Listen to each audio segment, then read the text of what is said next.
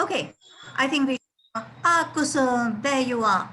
So good to see you. Hi, Jayashri. Good to see you too. See you. Good to see you all. Hi. So Prashant took his vaccine yesterday. Yesterday, so it's still. You have your fever and body ache going on. Well, yeah. Okay, folks. So it is. Kapila, switch on. And oh, let's say hi to Kapila quickly, and then we'll all be switching off. Okay, I think we should begin. So 6:30, it is time to begin. And I'd like to welcome Indu Kulkarni as the presenter of the day. And she was chosen Wuthering Heights by Emily Bronte, novel that most of us have read, I think, in our teenage years. And Indu and I were just talking about how different the novel seems now to my very much older mind, you know. I'm a little skeptical about some things. And I am more impressed, I think, with the craft of the narration than I was when I first read it, because possibly I was just overwhelmed with the passion and romance that we were dealing with. So I'm looking forward to Indu's presentation. Now, Indu has been an educator. She was head of the English department at Bhavans College. She retired as principal of Bhavans, and she has presented before. And I look forward to your presentation, Indu. So over to you. And now can I request everyone to please switch off their videos and their mics, so the focus will be Indu and her presentation. Thank you. Thank you, Indu. Thank you. We will share screen.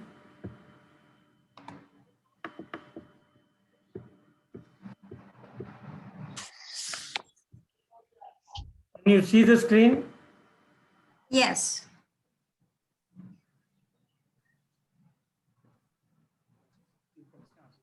Good evening, everybody. It's very nice of Jan, Adab, and Satish and Moini to let me present this novel, which is a passionate favorite of young and old. And I thought it would be nice to talk about it today, and tomorrow being holy, so then the mood is all, I suppose, quite colorful. And this book I had worked on, as all of you are saying, a couple of years ago when it was for the Bombay University. And I looked at a number of points, and I'm going to do some of these as you can look at it. Novel form, Bronte's life, Victorian novelists. He's more myself than I am. Whate'er our souls are made of, his and mine are the same. The miseries of the world of Heathcliff have been my miseries. Nelly, I am Heathcliff. This passionate declaration from a firebrand heroine, Catherine Earnshaw, sets the tone of the novel Wuthering Heights, an extraordinary novel set in the bleak Yorkshire moors, is the most confident celebration of the individual's will and passion in English fiction by Emily Bronte, the Victorian novelist. The story of revenge, of hate, of passion, and of violence, all set in an enclosed world, is something which was very new and which the Brontes brought out in all their novels. And I would like to first look at a novel form very briefly. A novel is a narrative in prose of a certain length, and the function of a fictitious tale is to distill life's confusion of events and characters into a significant simplicity. Stevenson says, truth is stranger than fiction. Fiction may be defined as a work of imagination, and a novel which is a rich medley of fact and fiction. And this storytelling is a very ancient art, and we think of people sharing memorable experiences around a campfire, in homes, with a rapt audience around. Every good novel has one great end, and that is to increase the knowledge of the human heart and the life of a time. Hardy says it's like a lucky bag into which everything and anything can be poured. Guy de Maupassant calls the novel a slice of life. Henry James, the American critic and novelist, says the duty of the novelist lies in catching the very note and trick of the strange, irregular rhythm of life that is the attempt whose strenuous effort keeps fiction on her feet.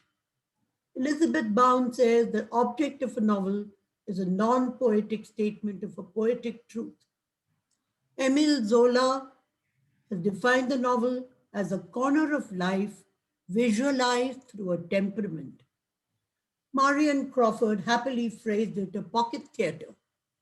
We see that the novel is therefore the richest, most flexible form in literature. The author holds the puppet strings, engineers the characters, and plot skillfully with dramatic intensity. The plot is the sequence of events with the emphasis falling on causality. So you say the king died and the queen died of grief. Now the characters are the ones who engineer the plot. They may be flat characters, round characters, unpredictable round characters who suddenly change, like Scarlett O'Hara or Catherine. And then we come to the scene and setting. Where are these characters playing their lives? The background is of the Yorkshire moors, maybe London, maybe anywhere, but we want to know. And we are happy with a kind of a filling in of the landscape, of the time, of the place.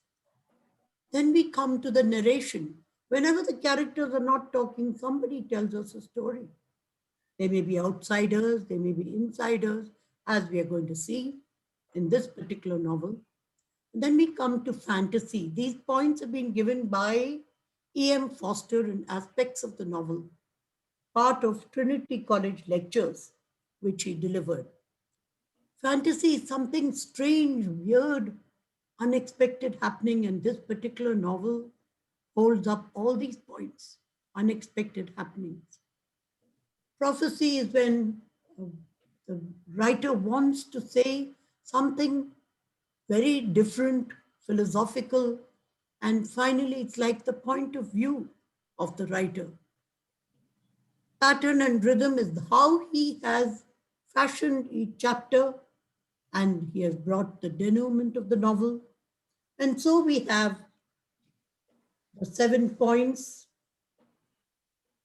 And Jane Austen adheres strictly to the principle of absolute fidelity. George Eliot says that the women of her time wrote with a man's point of view. We may examine this at some time and look at the Victorian novelists. Emily Bronte's life, I'd like you to look at some of the pictures of her family, of her childhood. This rebel Victorian, as she was called, was born in Thornton, one of 6 children. Her 2 sisters died of consumption. She was the 5th born on July 30th, 1818. Her father, Patrick Bronte, was curate at Haworth Parsonage, a grim Yorkshire moorland village in northern England, about 1820. Patrick was Irish, Maria, his wife, was Cornish, and Emily took traits from both her parents and was eccentric in her own right. The children lost their mother in 1821, and the young waifs were cared for by stern Maria's sister. The Reverend Patrick was unsocial, aloof, and the children, including brother Branwell, were left to their own devices to roam the hills and dales of the wild moors and devise games of high imagination. When asked what a child most wanted, Anne chirped up, age and experience. Patrick hardly realized what perfect little echoes of elderly platitudes his 6 kids had become. They read Shakespeare, Scott, Bunyan, Arabian Nights, Gothic tales of terror avidly. With a box of soldiers that their father brought home, they wove endless adventures. Charlotte and Branwell created the kingdom of Angria. Emily composed her Gondal poems of valor. The critic points out that the kids were physically underdeveloped and intellectually overdeveloped. Emily was passionate, intense, without Charlotte's thirst for knowledge and culture. All the Brontes wrote chronicles of imaginary lands and exploits in their childhood. They wrote under the nom de plume of Currer, Ellis, and Acton Bell, that is Charlotte, Emily, and Anne, respectively. Victorian prejudice against women writers made them mask their true identity. In 1845-46, the 3 novels, Jane Eyre, Agnes Grey, and Wuthering Heights, were being penned. Smith and Elder Company published Jane Eyre. Newby published Wuthering Heights and Agnes Grey in 1847. That winter was very severe and a flu epidemic broke out. Branwell died in 1848, and Emily, who caught a nasty cold at his funeral, concealed her illness and scorned any treatment to let nature take its course. Such was her iron will that she died on the drawing room sofa on 19 December 1848. Emily was torn from the fullness of her career in the promise of her powers. But Charlotte says, I'll only say, sweet is rest after labor and calm after tempest. Her proud, scornful face, she's on the left-hand side. We have Charlotte above, and we have Anne with her rather golden hair on the other side.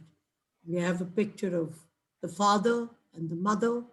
We have the beautiful heath with the violet flowers, and below we have the brother Branwell. Emily is seen in the family portrait, lissom, swan-like, kind liquid eyes, her lovely hair unbecoming tight frizz. She was aloof, introvert, no friends, with friendship almost a threat. It is unfair to judge her as an enemy of mankind.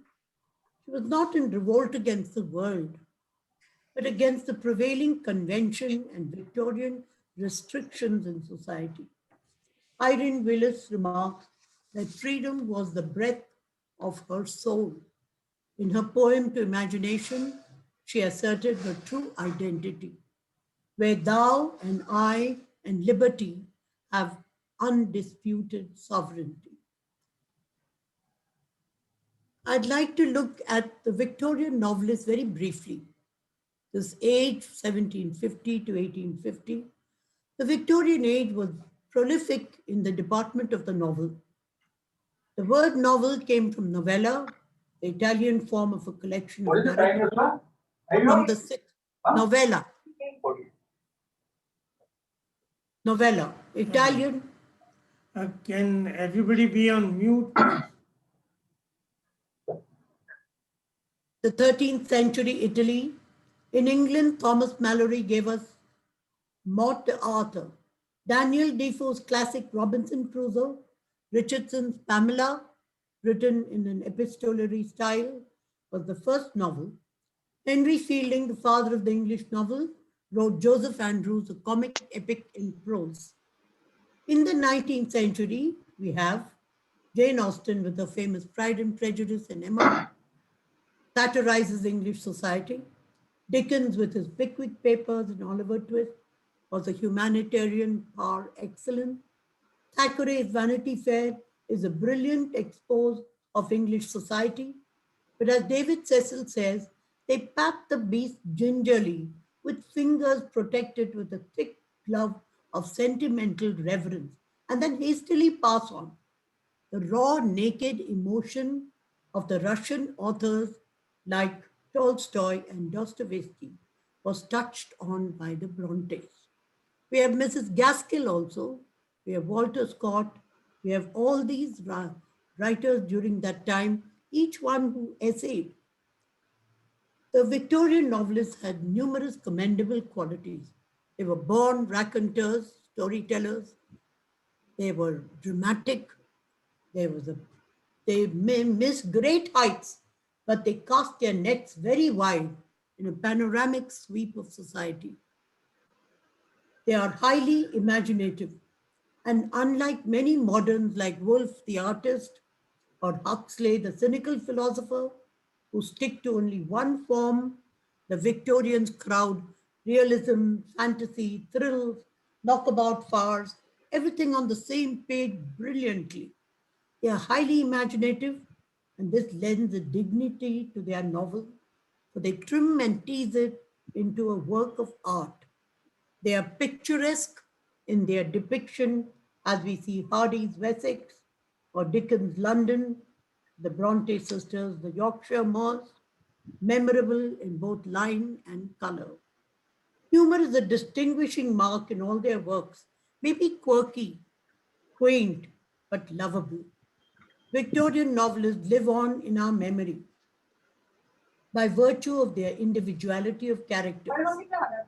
With their appetite for life, the novelists wrote to please the middle class from that period of 1750 to 1850, a century.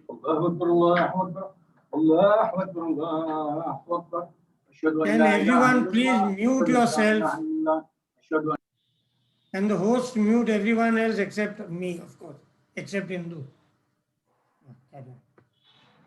I'm now going to speak about the terror aspect and the story of Wuthering Heights. The word wuthering, the sound of the wind on the moors, and we have two families. We have at Wuthering Heights on the hilltop, the Earnshaws, and down in the valley at Thrushcross Grange, we have the Lintons. And in between, we have the flowing down, and we have Gimmerton Kirk, and by we'll see which are all the little points. But the connection between these two families in an enclosed world is the most powerful celebration of revenge, love, betrayal, death, disaster against the backdrop of the Yorkshire moors. Wuthering Heights, the home of the Earnshaws, and in the sheltered valley, the Thrushcross Grange, the Lintons, and then the fiery link between these two families is the story of Wuthering Heights through 3 generations. So please look at the family tree and you'll get an idea. Mr. and Mrs. Earnshaw married, and their son is Hareton. Their first Hindley and Catherine are the 2 second generation. And Catherine marries Edgar Linton. In the Linton family, we have Mr. and Mrs. Linton, who have Edgar, their son, and Isabella, their daughter. In the second generation, Hindley marries Frances, and they have a son called Hareton into the 3rd generation. Catherine Earnshaw marries Edgar Linton, and they have Cathy or Catherine. And Heathcliff marries Isabella, and he has a son called Linton. So in the 3rd generation, we have Hareton, Cathy, and Linton. And the 2 people telling the story is Mr. Lockwood, who's the spectator and commentator, the outsider, and Nellie Dean, the domestic and narrator. She's the insider. Mr. Earnshaw, the story begins with Lockwood coming, Mr. Lockwood, who becomes a tenant of Thrushcross Grange. And Heathcliff is his landlord of both Wuthering Heights and the Valley Home. Lockwood comes to meet Heathcliff, and the year is 1801, the present. He tries to guess who Hareton and Cathy are. He thinks Cathy is Mrs. Heathcliff. The animosity between the three inmates there is palpable. Zillah directs Lockwood to sleep in Catherine's old room because a snowstorm comes and Lockwood can't walk back to Thrushcross Grange.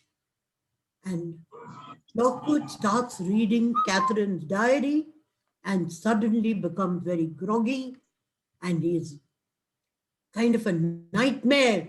And he hears the wail of a child outside the window, and the wind cracks the window. He puts out his hand to grab the hand of a child, and he tries to hold the hand, and there's blood on the windowsill. And meantime, Heathcliff, wondering what's happening, rushes into the room, and he pushes Lockwood aside, opens the window, and cries out, "Cathy, my darling, come to me, come back," to the playmate of his yore. Lockwood is shocked, and he is sent off to the kitchen. And next day, when he goes back to Thrushcross Grange, he tells Nellie that, "Please tell me all about this family," because she was the housekeeper and she knows. So the narrative unfolds as she takes us back 25 years to 1771, when Mr. Earnshaw brings Heathcliff, the Alaska boy, to their home from Liverpool. This boy becomes a pet in the home, and he is befriended by Catherine. But Hindley is very jealous and angry, and he finds that his father is more partial to the boy, to the foundling, the black sheep of the family. In 1777, old Earnshaw dies.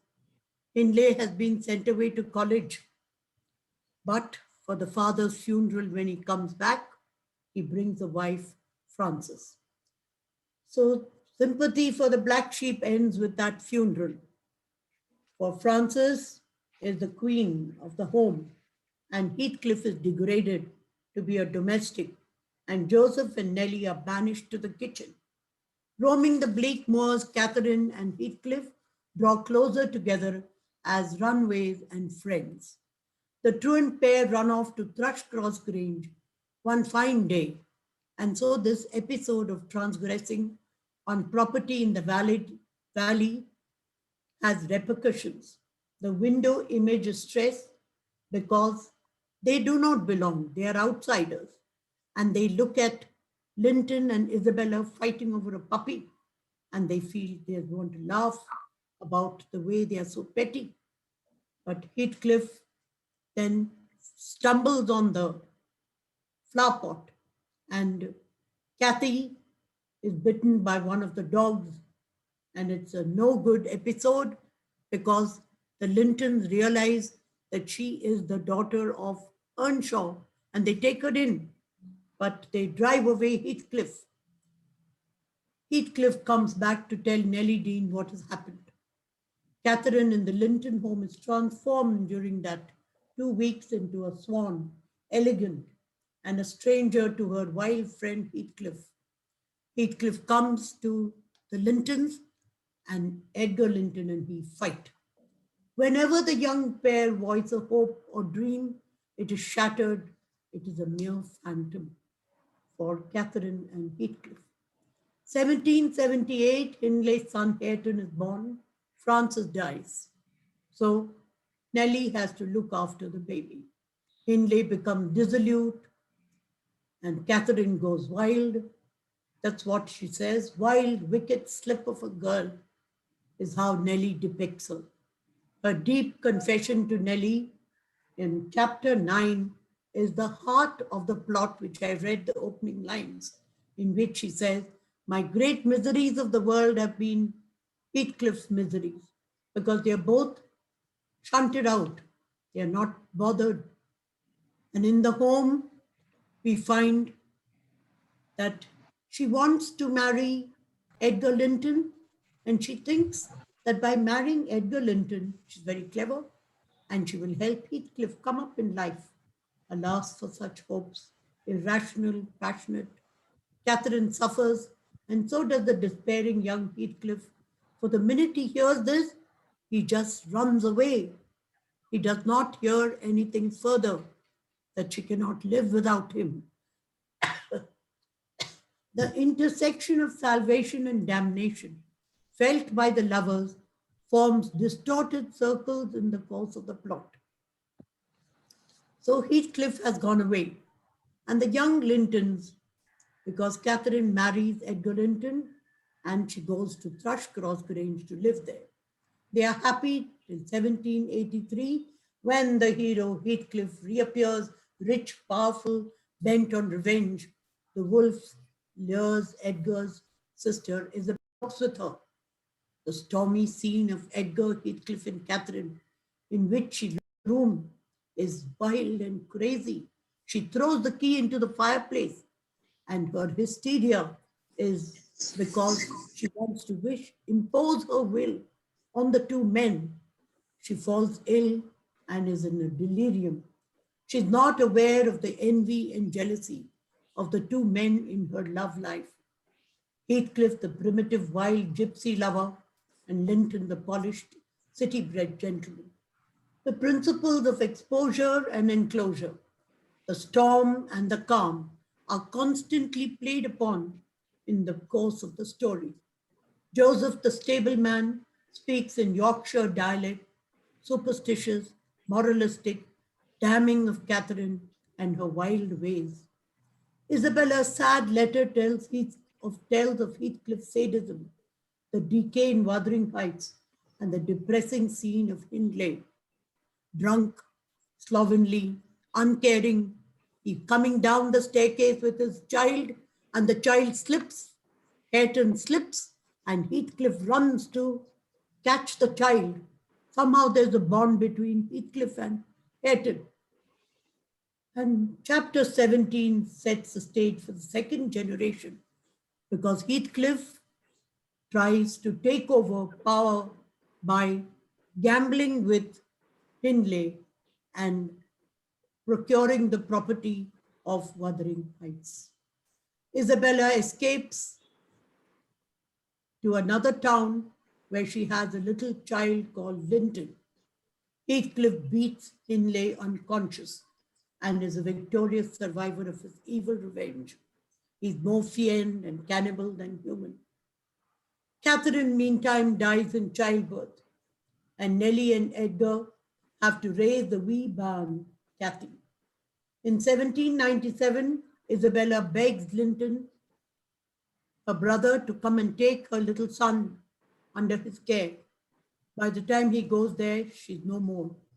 Cathy escapes to meet her cousin, meantime, Hareton, and her father brings young Linton back to Thrushcross. Sickly, effeminate, Linton is another Heathcliff at Wuthering Heights, because Joseph comes and says, Heathcliff is asking for his son, take him away. And the evil designs of Heathcliff are now manifest. Cathy misses her playmate, Linton, but on her 16th birthday, she's allowed on the moors, and they meet Heathcliff and Hareton on the outing. Cathy realizes that old Heathcliff is her uncle, and Linton is her cousin. Growing pains inspire a romance between the cousins. Heathcliff exploits Cathy's immaturity, her loneliness, her vulnerability to his advantage to further his terrible plan. When Edgar falls ill with a bad cold, Heathcliff warns Cathy that Linton is dying, and she's torn between her loyalty to her dear father and concern for her cousin.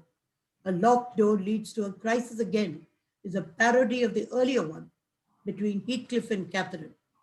In trapping Cathy, Heathcliff wishes to promote the romance and get her to wed Linton so that he will be the lord of both properties. He knows that Linton is ailing, ill on his deathbed. Cathy's idea of heaven's happiness, dream of joy in nature swinging, and Linton's peevish idea of life indoors. And she senses Hareton's brutal rage at being oppressed. Is another Heathcliff, reborn. Nellie goes down with a cold and Cathy steals off to Wuthering Heights. There she sees, she's horrified that Hareton and Linton are fighting over her. And we see shades of the old hate between Heathcliff and Edgar Linton repeated in the second generation. Edgar Linton is dying and Heathcliff comes to trap Cathy into visiting the ailing Linton. Once inside Wuthering Heights, she's locked up and protests are of no avail. Linton confesses his part in the evil plot. Nellie's confined for 4 days, paralyzed with the cruelty of Heathcliff. Cathy and Linton are forcibly wed. Nellie is released by old Zillah. Cathy climbs down the fir tree and from that window and escapes from Wuthering Heights to return home to her father's deathbed. The last of the series of escapes, which begin with Heathcliff and Catherine running away from Hindley. Unscrupulous Heathcliff now buys off the local lawyer and does not let Edgar Linton make a will to deed Thrushcross Grange to his daughter alone. In her father's death and now imminent demise of the ailing Linton, Heathcliff will become the sole master of both properties. Strange are the ways of fate. Catherine moves to the valley after her marriage. Cathy moves to Wuthering Heights after her marriage to young Linton. In the last phase of the dread events of this passionate novel, Heathcliff confesses his agony and loneliness, for his cycle of revenge is almost done. He is gone crazy. He is stalking the moors, looking for his playmate, and she haunts him. In chapter 31, we are back with Lockwood in the present. Linton dies, and the young widow and Hareton, her cousin, are now drawn to each other. Heathcliff sees himself and Catherine in this couple. He has bribed the sexton to open Catherine's coffin and keep it ready to inter him with her when he dies. 8 months later, Lockwood gone away, fed up. He comes back by chance in 1802 and finds Nellie Dean singing, sewing, very happy, and the young cousins, flowers in the garden, happy aura overall. Nellie narrates the final days of Heathcliff roaming the moors, bewitched by the spirit of Catherine. He fasts and is longing to join his beloved soon. He's in a trance and he stalks the moors in quest of peace. He's now just a tragic hero on his last trek. Heathcliff dies one night in Catherine's box bedroom, last visited by Lockwood that snowy night. He's buried beside his beloved Catherine as he wished, united at last in death, if not in life. The superstitious country folk believe that they see the young lovers roaming the moors. Hareton and Cathy are to be wed on New Year's Day in 1803. The final chapter brings the dichotomies of the novel together. Heaven and hell, eyes and teeth, spirit and flesh, dream and reality, bliss and agony. Nellie Dean is sure the lovers are united at last. The novel opens with Lockwood's visit to Wuthering Heights and the final one to the graves of Heathcliff, Catherine, and Linton. The Gothic horror only dissolves with the death of Heathcliff.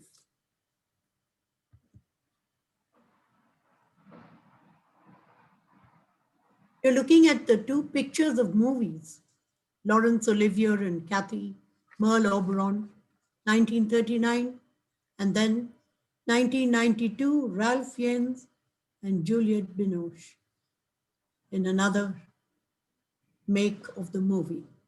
Beautiful. I'm now looking at Catherine and Heathcliff very briefly. Heathcliff is the wild, rugged monster, dominates the novel and the story from the opening to the end, while Catherine is a wayward, wicked slip of a girl. I would like to remember Becky Sharp of Vanity Fair, or Scarlett O'Hara of Gone with the Wind, countless other headstrong heroines who flout the norms of their time and act their way their heart dictates to them. They are lovable, unique, and unparalleled in fiction. Heathcliff, as his name suggests, is rugged, wild, the black sheep of the family, untamed of the as the Moors. His childhood suffering leads to ideas of revenge. His thwarted passion makes for worse deeds of hate. And this way, the cosmos of Emily Bronte does not include the outer world because she wishes to focus on her people and their suffering. And beyond the world of Wuthering Heights, the bleak moors, the path to Gimmerton Kirk, nothing is spoken of in the novel. Even Lockwood is enclosed in this dramatic landscape with his landlord and family. The moors isolate, divide. Nature is a powerful force, as in Hardy's novels. Egdon Heath is a very powerful role in Return of the Native, or George Eliot's Mill on the Floss, another example of the play of nature. The theme of the novel may be well described as Joseph Conrad says, dark powers whose real terror seems always on the verge of triumph, perpetually foiled by the steadfastness of men. The dark powers that epitomize ferocious, ruthless Heathcliff. Other characters also have shades of evil. Catherine is obdurate, proud. Edgar is weak and spineless. Isabella spoilt and vain. Hindley is vengeful and cruel. Even Joseph the domestic is stern, critical of them all. In the words of Phyllis Bentley, the stern compassion, the fierce beauty of the moors, and the landscape, the majestic might of the story, make Wuthering Heights an enduring masterpiece. Emily had a metaphysical vision of life that transcended considerations of social and moral standards. The coordinating principles of storm and calm are seen in the novel. I'd look at the 20th century views. And before that, I'd just like to say a few things about Lockwood, the outsider, the city dandy with the comic perception. He can't understand how the country works. He doesn't know that if he comes there and they, out of the blue, they're going to ask him to stay the night, then he has to just want to go back. That first 2 chapters is crazy, but that's how he meets or he knows about Cathy's spirit roaming the moors.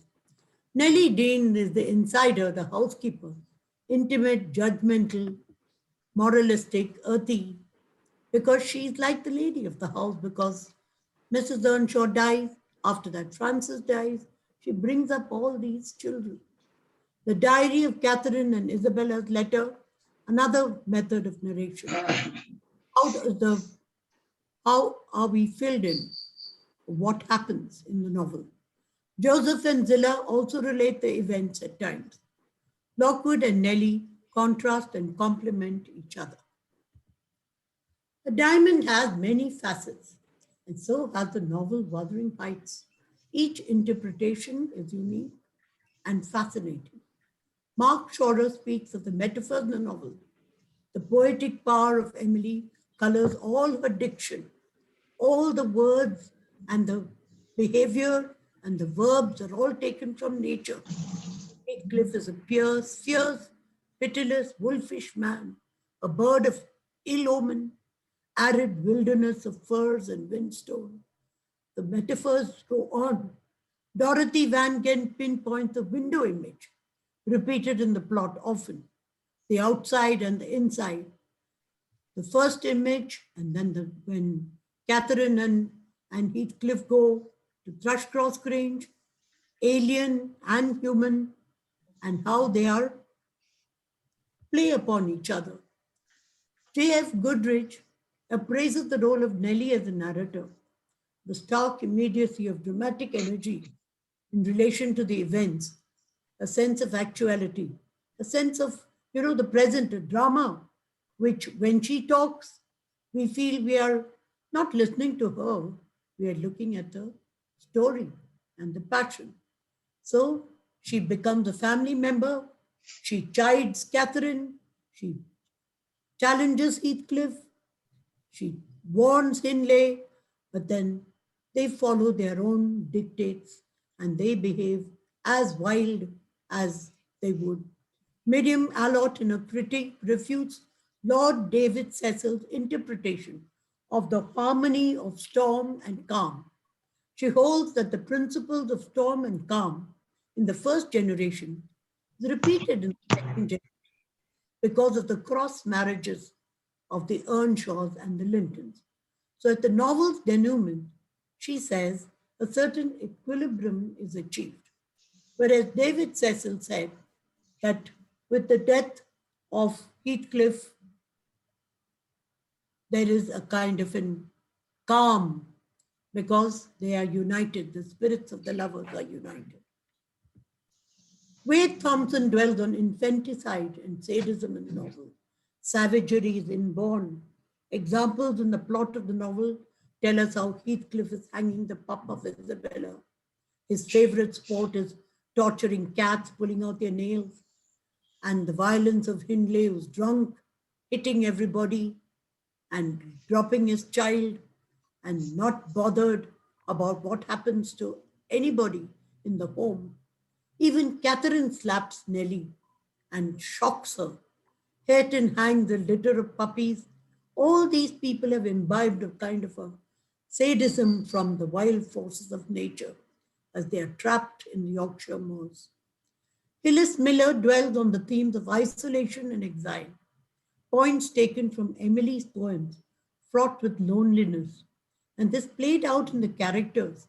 Heathcliff's escapade from Wuthering Heights, Isabella from her home in Thrushcross Grange, alienated, exiled. Nellie from Wuthering Heights at the end, and then she wants to go back to look after Cathy from Thrushcross Grange back to Wuthering Heights.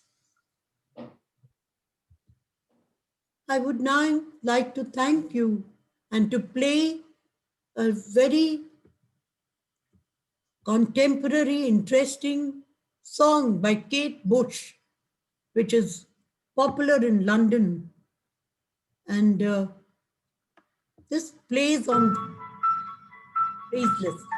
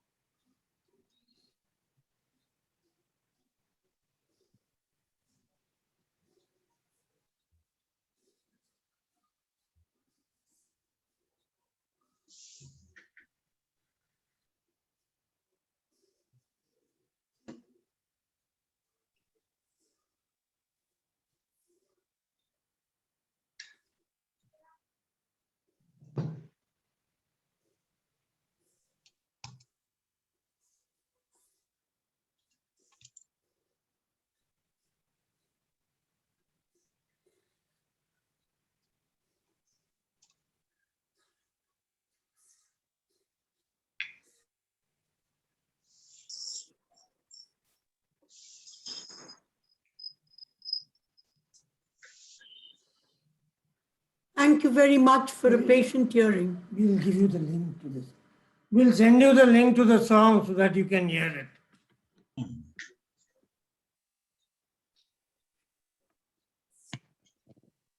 Any comments, questions?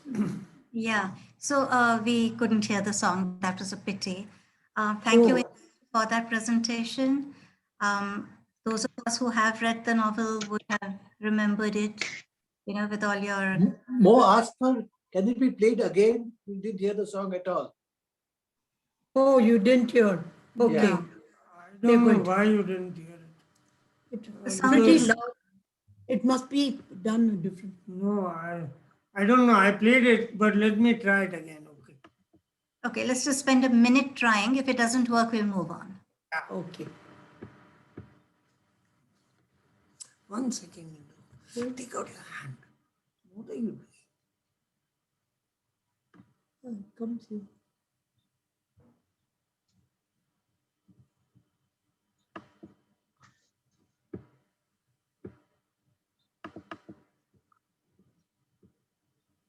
I think the words. Would they see the They lyrics? cannot hear. There's something wrong. You didn't. Can you hear it now?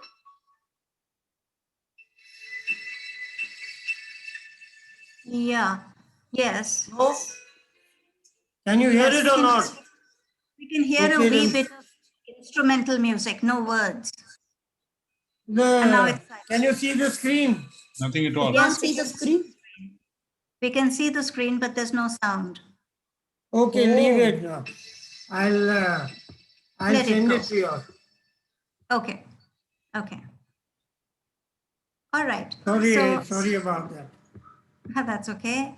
But now we know that it exists, which we didn't know before. Yeah, just go to the YouTube, you'll get the lyric. Right, and the We'll right. send, we'll send the Okay, so link. I'm sure there'll be lots of questions. Can I just set the ball rolling? Indu, would you like to tell them what the word wuthering means? Wuthering is the sound of the wind.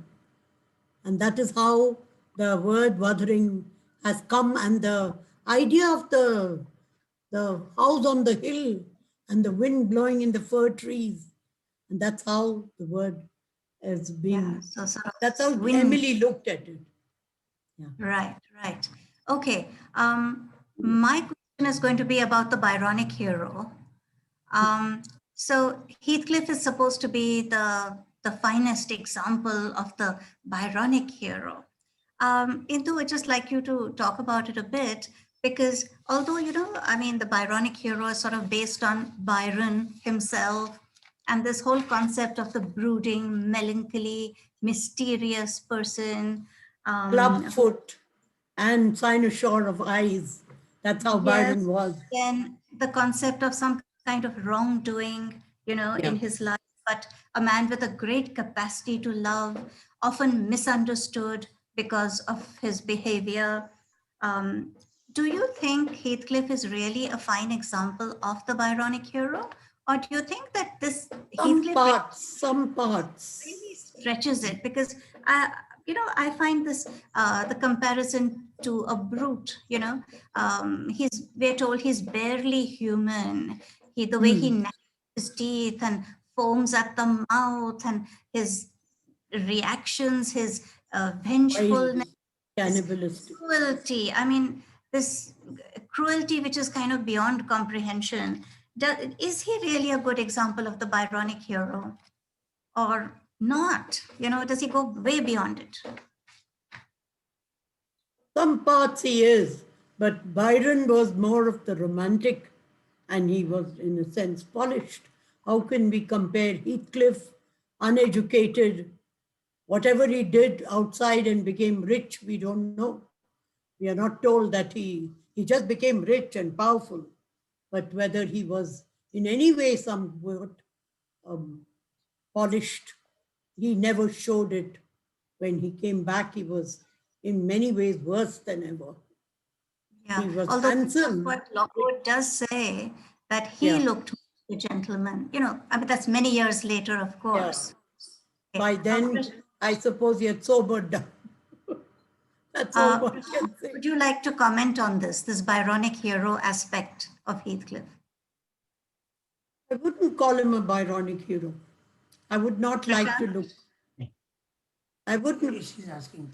But he is typically given as the finest example of the Byronic hero. There's Rochester and there's Heathcliff. These are the ones cited as Byronic heroes. Prashant, can you tune in? Can you comment on this? Yeah. I'd also like to ask, I mean, he's so fascinating, Heathcliff, that first Yes. Catherine falls in love with him. And so do hundreds of us who read the book, So what is it now? You read it back again. And it seems when you dissect it, it seems so ridiculous. It seems so insane. but that's the kind of impression that is left behind on the reader of his very powerful personality, which made one obsessed with him, as it were, just like Catherine was. So that is what is so strange. Can I chip in now? Yes, please. I begin by saying that the job Dr. Kulkarni undertook was enormous. You know, in 80s and 90s, when we still were kind of reeling under the impact of new criticism, this was the great novel by the Brontes. But since then, as we do know, Jane Eyre has become the center of attention of the feminists and so on. And I think we would normally take 8 lectures, 10 lectures to talk about the novel. And obviously, Dr. Kulkarni did a wonderful job in trying to, impress almost all the important points. Now, I have several things to say, but I'll begin with the Byronic hero. But before that, let me say a few other things. First of all, as we do know, the Bronte sisters read a lot, and they belong to a tradition. Although it's always mentioned that they did not really fit into a tradition. So they modified whatever tradition they undertook. Now, the Byronic hero, I'll disagree with Moini. I'll say that the finest examples are in Byron's own poetry. The finest example would be Manfred from his dramatic poem, Cain, again a dramatic poem, and then Childe Harold. So, in a sense, these novels are variations of the Byronic hero, which again shows the originality of the sisters. I mean, they did not simply, take up something and, try to imitate it. Secondly, I want to mention that the novel has certain elements of the Bildungsroman. Of course, it's not a conventional Bildungsroman, not of the kind that, let's say, The Mill on the Floss is, that David Copperfield is, but has certain elements of the Bildungsroman. Because obviously, subtly, characters grow, and we see them from their birth, almost from their birth, since the time Heathcliff is brought there. We don't know who he is. He's a gypsy, perhaps. It's a very daring comment I make, an illegitimate son of Mr. Earnshaw. We are not sure as to who he is, from where he has come. So obviously, the Byronic hero is in some ways modified by both the Bronte sisters, because obviously they could not get into the spirit entirely of a writer whom they very much loved and admired.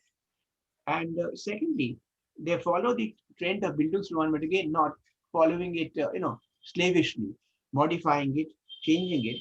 I further want to add something that Dr. Kulkarni said, and that's the question about the setting. See, the novel is built on the setting. Wuthering Heights, I think it comes from the fact that the house was weathering all the wind, in contrast to Thrushcross Grange. And the two represent different outlooks, different ways of looking at the world as such. Because Thrushcross Grange is the house of a squire, has all the lovely paintings, good furniture, gardens, and so on. In contrast, Wuthering Heights is a place that is right in the middle of nature, has all the Yorkshire moods, and so on. In a sense, they represent two different ways of life. Earnshaws and Lintons are not exactly similar. Some critics have thought about the characters as representing id, ego, and superego. There are problems with that, but I'll try to show the main thesis. The main thesis is that Cathy is the ego, and she has reconciled the demands of the id, that's Heathcliff, and the superego, that is Linton, and she fails to do it. She breaks up in the process. She is not able to reconcile the two powerfully. So obviously, it's wonderful that Dr. Kulkarni referred to the sadism, masochism, and so on in the novel. But I just wanted to mention this one factor that further contributes to the total impact of the psychological novel. And let's not forget that we have in the novel a brilliantly crafted one, absolutely marvelous. I cannot think of another English novel which is so wonderfully structured. And I'm so glad Dr. Kulkarni referred to all the nuances of the novel. And obviously in 45 minutes, you can't take up everything. As I said, in those days, you had to spend 5, 6, 7 lectures discussing the novel. I'm talking about the 90s because now the novel is slightly out of fashion, but I'm so glad she's revived the novel. So Mohini, I don't know if I've answered your question, but obviously my view is that these sisters don't simply imitate a tradition. They try to contribute to it, build on it. And the sisters are so unlike each other. Let's also face the fact. As the stock of Emily Bronte is going down, unfortunately, that of Charlotte Bronte is rising. But purely in terms of technique, craft, I think Wuthering Heights is perhaps a matchless novel. It's And not its certainly, narrative technique, yeah. the way it's a structure. Yeah, sorry, I have too much time. Very interesting. I mean, I was just telling Indu before the session began that when I read the novel as a 16-year-old, I was taken up with the passion and the romance and all that. Yeah. And now when I read it, I found the craft of the narration very interesting. The way it is put together, Lockwood, Nellie, the letter, and so on and so forth. I found myself watching that. After all, I knew the story already, right? So I was, more interested in this. Okay, so over to other people. Any more comments, questions, etc.? And would you like to switch on your videos, everybody? We can now see each other and talk to each other. Do switch on your videos, everybody. Unmute. Okay. That was an interesting comment about the ego and id, that kind of interpretation. I feel that part of the fascination of these characters is the fact that they're so elemental, Oh, there's no sophistication, there's no veneer. I think that is what fascinates, because we all have our veneers, very strongly on, as it were. And these characters, Heathcliff, Cathy, they don't have those veneers. They're stripped to the basic elemental being, who is possibly much more passionate. We've put the brakes on our passions. We do what is expected of us, and so on and so forth. So yes. I think I want to mention one more thing. Yes. It's a question of class. It's a favorite novel of the Marxists. You always see Heathcliff as a proletariat who is being suppressed by upper class people. Linton is that's the squire. interesting. He represents the upper class. Earnshaws are rich farmers, not exactly squires. So in a sense, the novel shows, as Marxists would say, I think one of the well-known English fiction critics has taken up this issue, a well-known Marxist critic, I forget the name right now. See, because I taught the novel more than 20 years ago. And now people don't teach this novel, very unfortunate. So, he mentions that Heathcliff is the working class person, proletariat, and he has a revenge on the superior class, on the upper class. And the novel shows some kind of a class conflict. Very interesting. Very interesting indeed. Yes. Yes, other people? Tazeen, would you like to come in?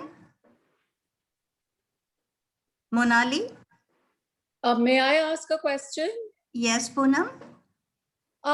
See, I read this novel as, well, I actually read it last month. I did not read it when I was younger. I knew the story, but I hadn't read it.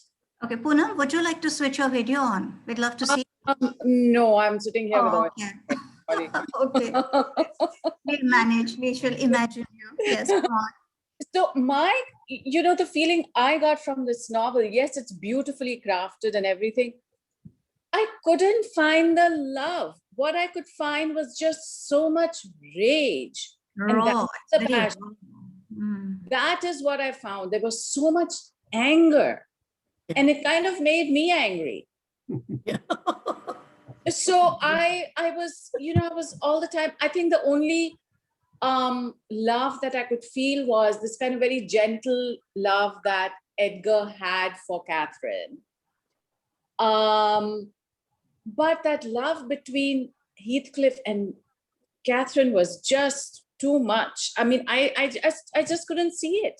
They were so nasty. Love. Yeah. Yeah, they were so nasty to each other. I just felt everyone was angry. Hate is the other side of love. So that hate is palpable. And that is why in 2 paragraphs, she says in chapters 9, which we have to read again and again. And she says, She says, as Heathcliff resembles the eternal rocks beneath the source of little visible delight, but necessary. I cannot express it. It's not because he's handsome. He's more myself than I am. Yeah. Whatever our souls are Yes. made of. Yeah, Lintons as different as moonbeam from lightning. Yeah. Yeah. She says, I can't There's a bit marry of Heathcliff. identification. Hmm. That kind of a, impassioned kind of a confession she makes to Nellie. Nellie, And yeah. Nellie's shocked and says, you're stupid. And they don't understand each other at all. And that is Right. the time Heathcliff runs away. Yes. And she would never marry Heathcliff. Yeah, and Heathcliff tells Cathy, he says, haunt me, but don't ever leave me. Yeah. Now to say Yeah. he would like even her ghost, to come and talk to him, but not to Yeah. abandon. Yeah. It's a raw kind of an emotion. It's a different dimension. And I think to a very young adolescent mind, it is absolutely fascinating, but possibly to a mind it isn't that much. I found myself thinking that it's so improbable, all this stuff, so improbable. And that was a other comments, please. Lazine, you're ready now. Yeah, I wanted to say something. I switched on the video, but I don't think it's made a difference. See you. This is the period of romanticism. And so the power of nature, and also Voltaire's idea of the natural man. Rather than going to this Byronic hero, a man who embodies all passion and anger and everything, And as you Elemental rightly human said a little while back, Mohini, no veneers. You are what you are. Yeah. So that Essence is of also man. being reflected in Heathcliff. Voltaire's idea of the natural man. So, and because Anish, Voltaire's writings did can you switch influence the romantics a sharing? great deal. Yes, Satish, what are you I saying? mean, that could be one Can explanation. you I'm not switch off sure, screen but sharing? I'm just saying something. Switch off what? Screen sharing. Switch it off. I'm not doing it. Somebody else is doing Somebody is clicking. that. I think This is Vikramji, Vikram Singh Chadda's screen. he has to Okay. That get has out come of it. up. Vikram, would you just Vikram, please switch it off. stop sharing screen? Stop sharing the screen. Yes, we're back to gallery. Yeah, that's Right. Anna, I was wondering if Anna would like to weigh in over here. Yeah, Mohini, yeah, I'm not really a student of literature. I'm a student of sociology. That's okay. You're a good reader. So Heathcliff's personality when I was younger, I haven't read the book in a long time. It always struck me that because he was dark, he was different, he wasn't of the same stock as the rest of them. The experiences he had were different from the experiences that the rest of them had, and that made him a very different human being. And yeah, I mean, I always was, because of books like this, it always led me to think about how we treat people who are a bit different from us and what Yes. of that, how it all ends up. That's all I had to say. Absolutely, because we're not sure about his parentage. We don't know what kind of life he's led, before he's brought into the Earnshaw household. There were only a very years, when he was treated as a member of the family. And thereafter, after Mr. Earnshaw died, of course, Hindley was very mean. nasty and yes, evil. Yeah. Yeah. Jealous of him and angry So and you discriminating. Yes, you absolutely understand the anger. Of course you do. But it's just huge. The force of anger in Heathcliff is this enormous force. It's kind of suprahuman, Yeah. Virginia, anything from you? You'd need to. I would say, I read this novel last winter as part of a course I took with the theme of revenge in literature. Okay. And I was so interested to hear this. The presentation was so interesting, putting this in the context of English novels and the structure of the novel. And I enjoyed it in a whole other way because I had last year been thinking so much about revenge. And in our class discussion, we talked about was Heathcliff so harmed by the way that he was treated, that there was really an understanding and a sympathy for the revenge he took in spite of the character problems. So thank you very much. Okay. Now the heroine, we've talked about the hero, now the heroine. Indu, I'm so glad you mentioned Becky Sharp, because I was also thinking, Cathy is not the typical heroine, beautiful and sweet and all that. I mean, she's pert, she's a bit of a vixen, at times. She's sharp. Wild, Yeah, wicked. not nice, as Nelly shows us. So that was interesting. A heroine like that. And I know that when Vanity Fair came out, I gather Becky Sharp was a bit of a shock to readers, that a heroine could be delineated in this fashion. And Cathy is another in that line of not a very sweet heroines. That's Even it. Scarlett O'Hara of Scarlett Gone with also. the Wind. Yes, absolutely. I don't know whether you can look at Anna Karenina, so many, from some Dr. Zhivago, so many other novels, you may look at women who were, wild in their own ways and did not bother about society or norms, and they broke the rules. But Anna Karenina was very different. Yeah. It's very different. I mean, I think she became so conscious of the fact that she had gone against societal norms, and she saw so much. And after all, she commits suicide. I mean, it's an entirely different Sad, She's so warm and sweet and loving, isn't she? I mean, your first sight of Anna is when she saves Dolly's marriage, right? She comes and talks to Dolly and tells her to hold on, be patient, talks to her brother and gets them together again. And as soon as she's done her good deed, she goes back home. So we see her in a very positive light. Different, yeah. When Vronsky sees her for the first time, she's so warm and she has been so nice to his father, to his mother. So it's just the one thing that as a married woman, she falls in love with someone and leaves her husband and goes to him. This is the unacceptable thing that she does, but she suffers so much for it. So entirely different scenario, I would say. But Becky Sharp and Scarlett O'Hara, absolutely, yes. Closer. Yeah, absolutely. I do want to mention that Becky Sharp is too calculating. Yes. See, our friend Cathy is not calculating. She's impulsive, highly impulsive. So that way she's closer. I mean, not entirely closer to someone like Anna Karenina and Becky Sharp. In some ways, she is like her sister's heroine, Jane Eyre, not entirely. See, but she's powerfully passionate. And one thing that made the two novels, I have to discuss it with Jane Eyre, notorious or remarkable, was a depiction of women's passion. That women could feel passion. Yes. Barely acceptable. Nelly is a Victorian. Nelly's morality is a Victorian morality. Whereas these people are essentially transcendentalists, if I may use that term.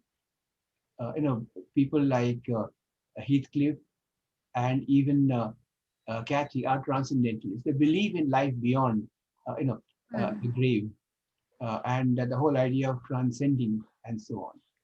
So in that sense, Becky Sharp is a little too calculating, a little too worldly to be like these people.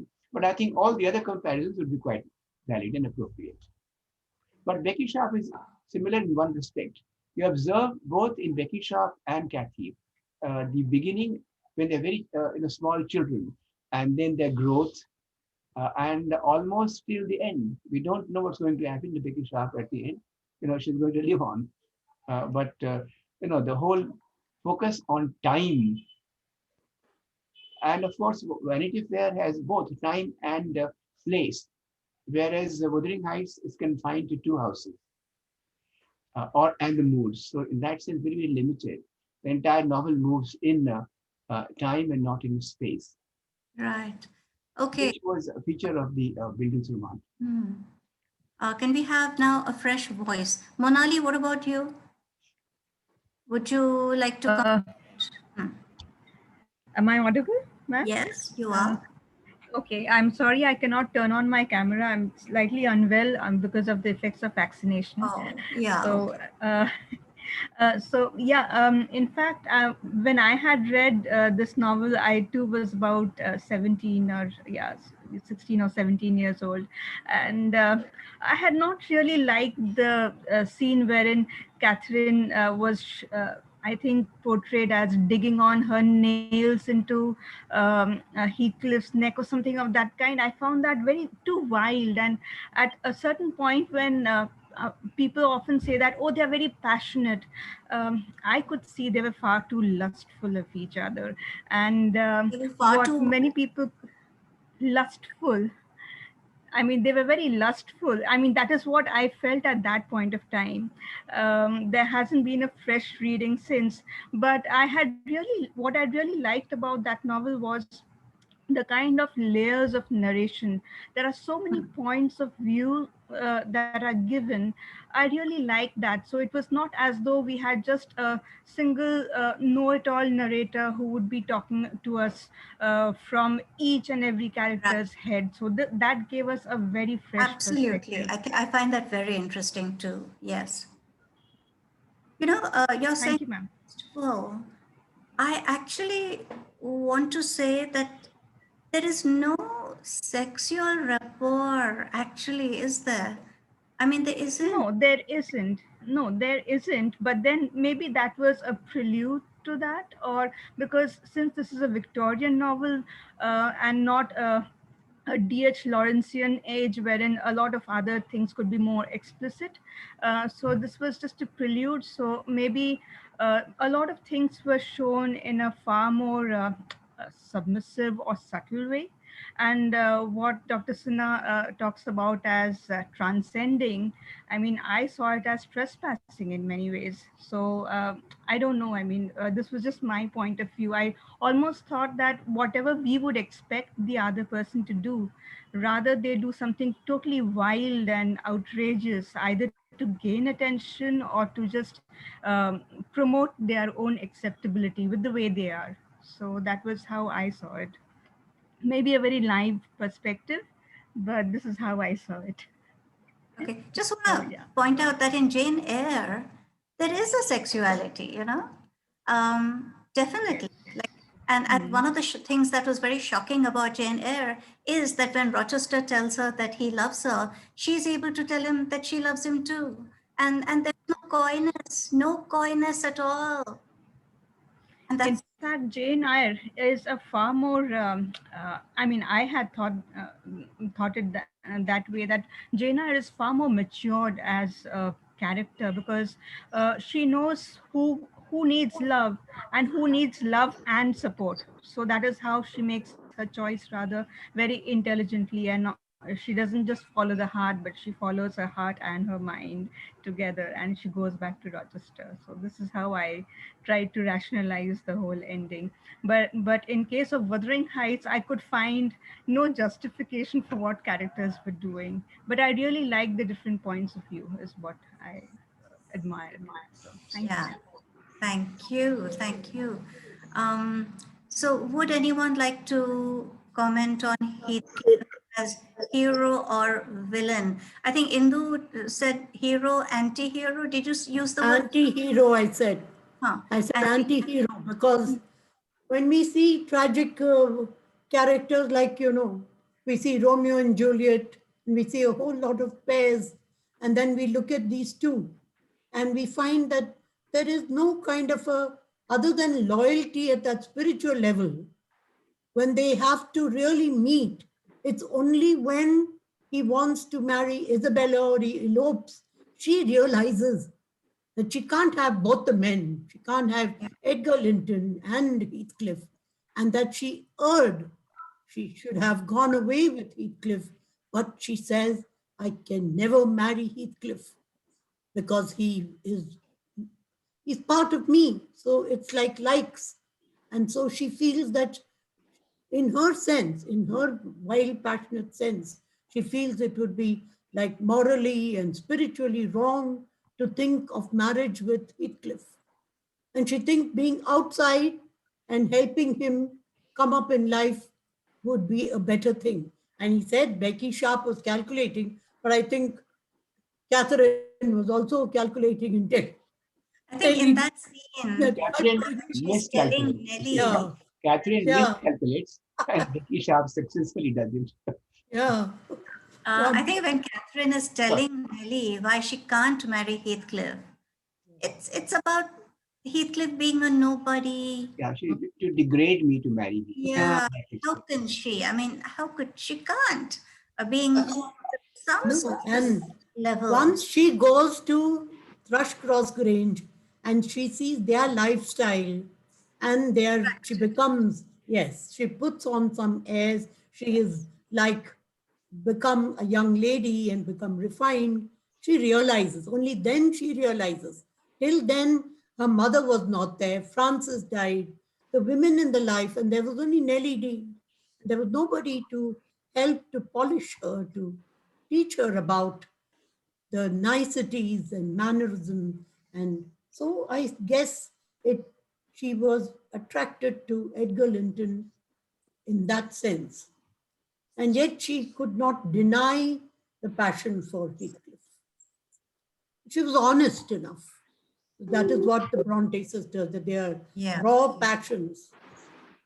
Raw, very, very raw indeed, yes. Okay, what about Kusum? Kusum, would you like to say something?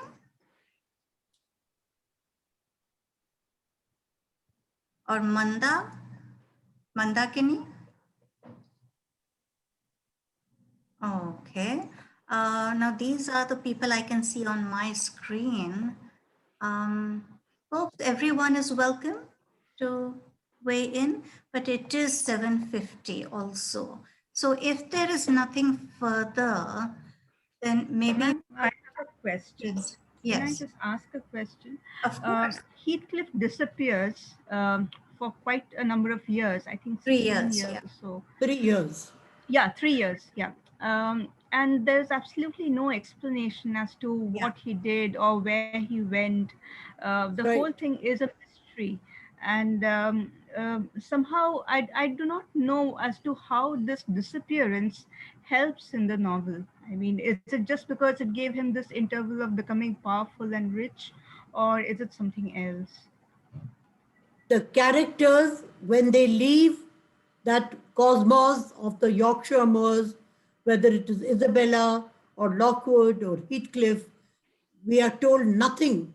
And so she maintains that kind of a fidelity of not telling us anything about what happens to them.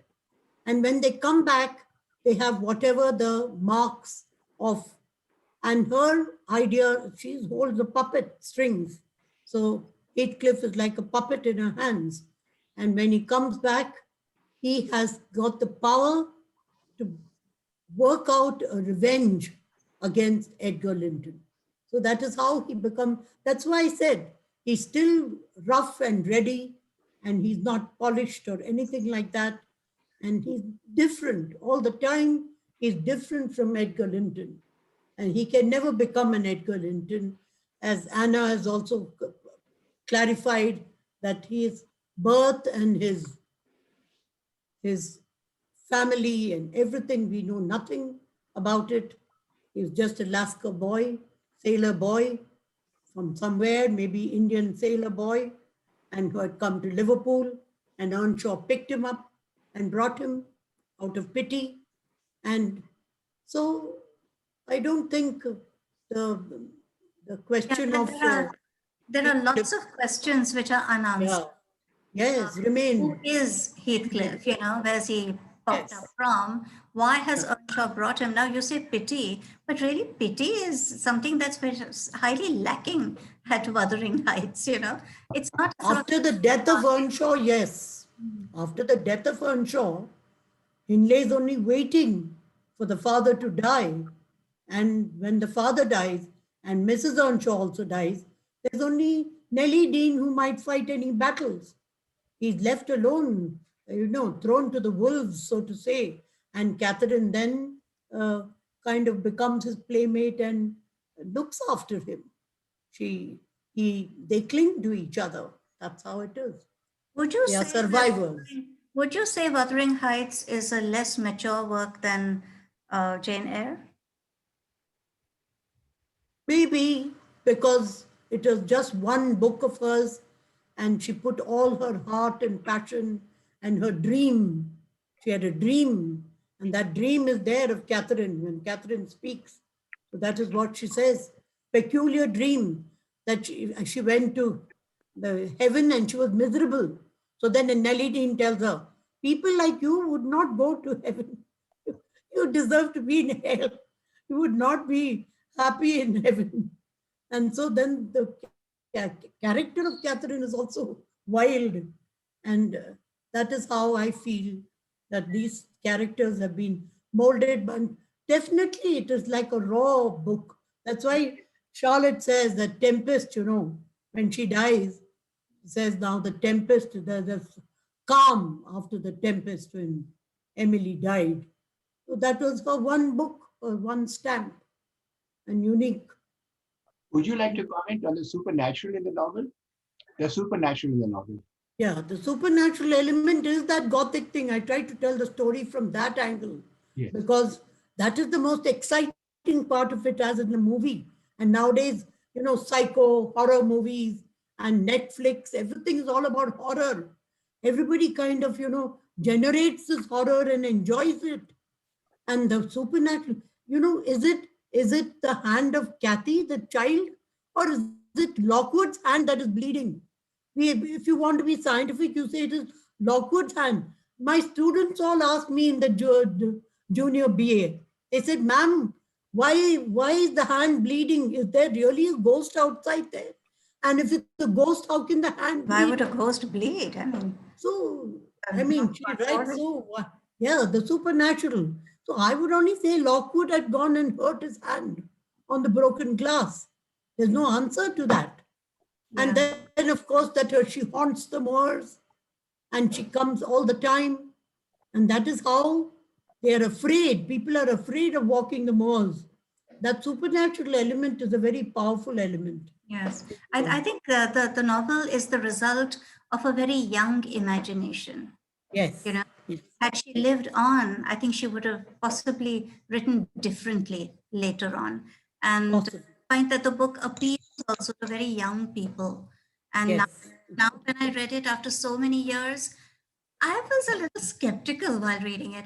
Whereas I know that when I read it as a 16-year-old, I was totally swept away by the passion of the book. Passion. Yeah. In fact, I asked my professor who taught us, Esther and I were in the same class. I asked her to join us today, and she did say that today was going to be very difficult. And I don't think she's joined us, but it would have been marvelous to have had her. Possibly she'll come next time. All right. So Indu, thank you so much for this presentation. Thank you everyone for joining us. Let me just tell you what we're going to have next time. On the 4th of April, we have Prashant Sinha talking to us about Dostoevsky's The Brothers Karamazov. Now, I told Prashant, when he chose this book, that I would read it in time. But Prashant told me, maybe you could read about it. And I think he was much more realistic than me, because although I own a copy of the book, I have not read it. I have not gone down to it. I've owned that copy for about 50 years, but I haven't read it. So Prashant is going to tell us about it. And I will therefore learn about it next time. So I'm looking forward to that. Then on the 11th of April, you may have noticed that there's a change in the calendar.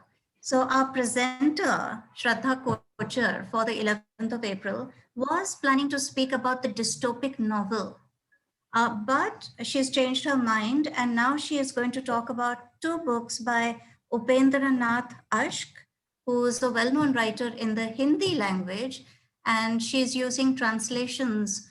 I don't think I've written the name Daisy Rockwell or some such name, the translator. So we're going to hear her on the 11th, and maybe none of us would have read Upendranath Ashk.